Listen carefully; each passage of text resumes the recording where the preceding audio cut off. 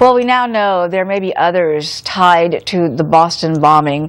There is more information coming out about the suspects who are listed on a U.S. terror watch.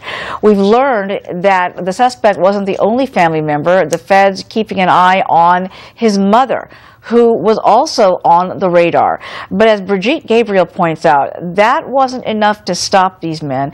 The author of They Must Be Stopped, Why We Must Defeat Radical Islam and How We Can Do It, explains how the U.S. is losing the fight. And Brigitte is joining us right now. Welcome. Thanks for being here.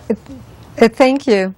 Let's talk for a moment about some of the missteps. I know I talked to former Homeland Security Chief Tom Ridge about this at the top of the show, but from your point of view, does it surprise you that after more than a decade since 9/11, that we are still having some major problems when it comes to sharing information between these agencies?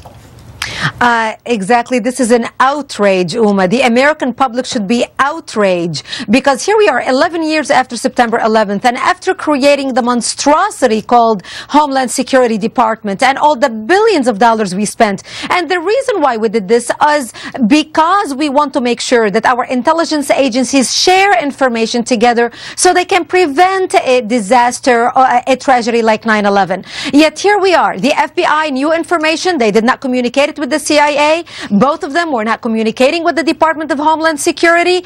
It is a crying shame. It's a disgrace that we are at this point 11 years after September 11th. I hope this is a teachable moment for our government and also for the American citizenry to rise up and demand that our elected officials do whatever they have to do to put pressure on all these government agencies to share information together to save American lives.